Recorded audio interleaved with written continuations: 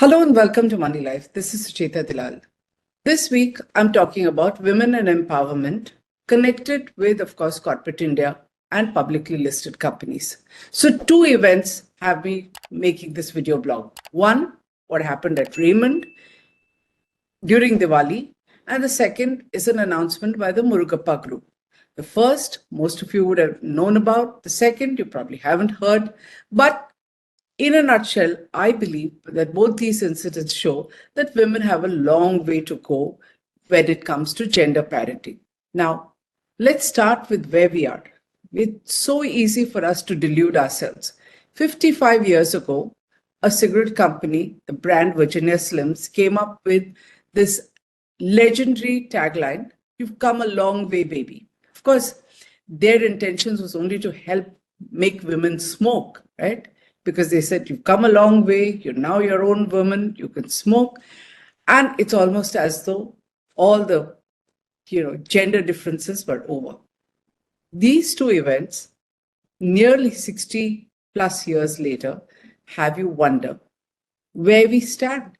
On one hand, things look wonderful. India has had two women presidents, one de facto and one de jure prime minister, a finance minister who's also been defense minister. We've had a number of self-made billionaire women. We have a sprinkling of women who've been CEOs of top companies in India as well as internationally. Plus, we have in India a legally mandated representation for women on corporate boards. And this is going on from 2013, but actually been implemented since 2018. On the other hand, events at Raymond and Murugappa make you wonder whether all this is really true or have the achievers been exceptions, and whether the legal mandate really means anything. So let's start with Raymond's. Over the decades, Raymond's advertising tagline has been "the complete man." It's built a powerful and positive image about a sophisticated, nurturing, caring company. This image has been systematically torn down by its own chairman and managing director, Gautam Singhania, over the last many years. First, with his really ugly fight with his father, Vijaypat Singhania. Remember Vijaypat Singhania, Padma Bhushan awardee, well-known aviator, was the former chairman of the company. Singhania Sr., in fact, has been vocal about his differences with son Gautam and about how he's been thrown out of his home and left literally penniless, living out of some of his savings. And he has even poured his heartbreak into his autobiography, An Incomplete Life. Even as these sad events and the court cases around them on every little issue have just been fading from public consciousness, you have another ugly dispute that has erupted. In fact, this one even more sordid than the last. So this time around, Nawaz Modi Singhania, Gautam's wife of 32 years, has accused her husband of violence against her and her daughter. Nawaz Singhania, remember, is a director on Raymond's. She also runs a fitness center, so she's an entrepreneur in her own right.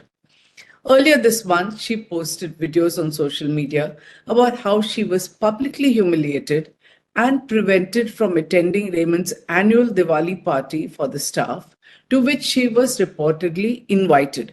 Now, why does a wife need to be invited? There is an explanation. But before that, on the very day that these videos went viral of her standing at the closed gates and asking to be let in and the staff saying no, Gautam Singhania posted an announcement on social media, on his Instagram account, that he was splitting up with his wife. Immediately thereafter, Nawaz Singhania gave media interviews, which were quite scandalous, but actually just verified a lot of things that we have hinted at. In fact, I have made a video blog where I mention it in September. She talks about how she was hospitalized in September after facing domestic violence. She and her daughter. She's also staked a claim to 75% of the family's assets for herself and her two daughters. These developments have caused Raymond share price to slump 18%. Now, when there's an impact on the listed company, the CMD obviously had to respond. So Gautam Singhania sent an email reaching out to the board and to employees, reassuring them that his personal issues will not affect the company, which he says is doing extremely well. Not sure anyone is convinced. You listen to it and decide whether you are convinced. But what is more interesting from my perspective is an interview that Ms. Singhania gave to Business Today in November. This was immediately after those videos. To my mind, this interview raises concerns about the role of family members on corporate boards and what is their understanding of their fiduciary responsibility.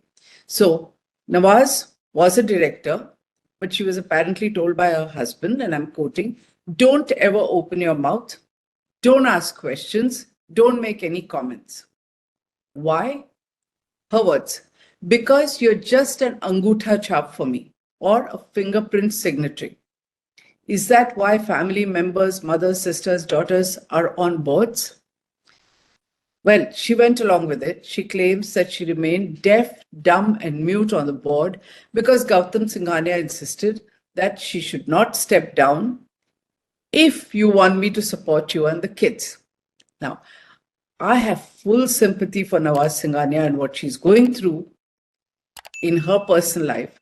But these remarks from a corporate director of a company with a market capitalization of 10,000 crore call into question whether family members as directors understand their role and fiduciary responsibility, or even the size of a business, and what makes someone destitute and unable to support a family. There's more. Same interview, Ms. Singhania also explains her attempt to attend the Diwali party. Like I said, why does the wife need an invitation? What happened at that Diwali party was she was attending it in spite of being still in the process of recovering from her injuries. Apparently, she seems to believe that playing the perfect hostess and giving out awards was a significant aspect of her duty, even though she was on the verge of splitting with the CMD. And this is known in corporate circles, in media circles, and I'm sure known to most of the company. I think it indicates a worrying confusion about the difference between her spousal duty as the wife of the CMD and her role as a director. So, as a wife who was splitting up, she needn't have gone there, but she apparently thought it's her duty as a director to be there. Having stood by her husband's actions for all these years, remember she was married 32 years, Ms. Singhania now calls herself a whistleblower of sorts. She says she's worried about the smallest shareholder and pensioner who's invested in the company. She also alleges, quite seriously, that company funds were wrongly used for personal wrongdoing and that the authorities have been after him, this is Gautam Singhania, for a long time to find out his source of income. This really raises questions that should alert the board. And sure enough, proxy advisory firm Institutional Investor Advisory of India has written a letter to the entire board of directors, especially the independent directors. This happened on 28th November. IAAS wants the directors to seek legal advice if required and safeguard the interests of the company and its stakeholders in what threatens to be an acrimonious public battle. It has also asked that both Nawaz Singhania and Gautam Singhania should be asked to take time off from their responsibilities as board members. In other words, step down. Now, this is the second time we're hearing this step down. It happened with Hikal and it's happened here, both times coming from two different proxy advisors. The proxy advisory firm raises a lot of questions about brand image, behavior of company promoters, management, and frankly, these questions, to my mind, raise further questions. Are proxy advisors going to ask these questions across the board every time, even when it is really powerful companies? Because I have pointed out in an earlier blog that they never raised such questions when the Ambanis were fighting or the Tatas were fighting. But that is the subject of a completely different column. Let's continue to look at one, women empowerment. So we talked about Nawaz Singhania and what's happening at Raymond, where she was a rubber stamp director. She had a position on the board, and I think there's a lot of confusion. The other is the Murugappa Group, highly esteemed group of the South, very good companies within the group, lot of respect from investors, good share price. Yet this company doesn't want even highly educated women in the family to be on the board of directors. In fact, the Murugappa Group worked hard to exclude two women of the family from the board through a legally negotiated removal of their names from the promoter category. This time, stakeholders are unconcerned, proxy advisors are quiet, the share price shows investors don't care, and they follow the rules. So each of these boards, EID, Parry, Tube Investment, Carborundum, Universal, have the mandatory women directors. Two of them have ex-bankers who have remained quiet since this tussle started in 2017. What was the tussle? That two family members, Dr. Valli Arunachalam and her sister Velachi Murugappam, asked for a board seat. They were entitled to it if other family members aren't.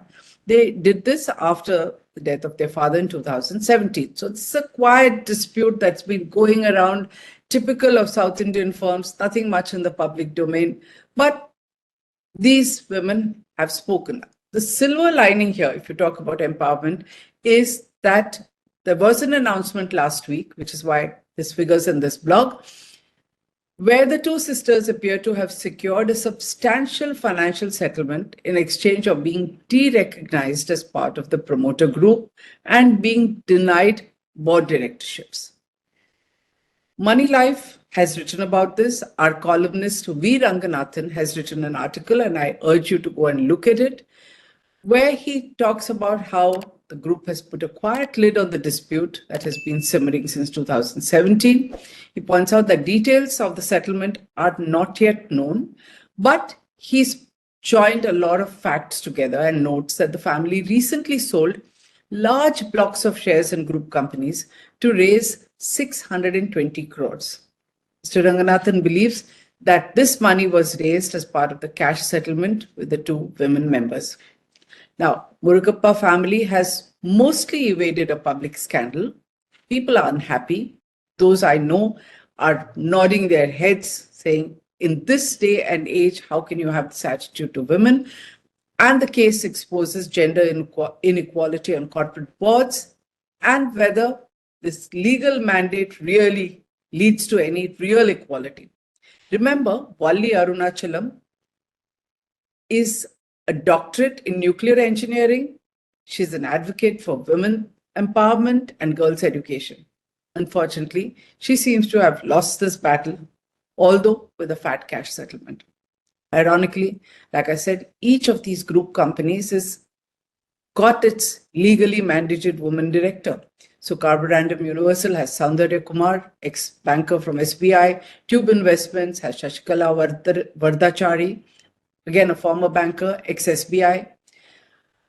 EID Parry has two very eminent women, Meghna Apparao and Rika Godbole, highly qualified. So it's okay to have women directors, but apparently not family. So begs the question, why doesn't the Murugappa family view equally distinguished women within their family as board worthy? I guess we'll never know. What happens elsewhere? Prime database tells us, thanks to the legal mandate that happened 10 years ago, 1 in 5 directors on Indian boards is a woman. Academic studies have been done on this, and they confirm apparently that there's a positive impact when there are more women and there is more gender diversity on boards. They apparently ask the right questions.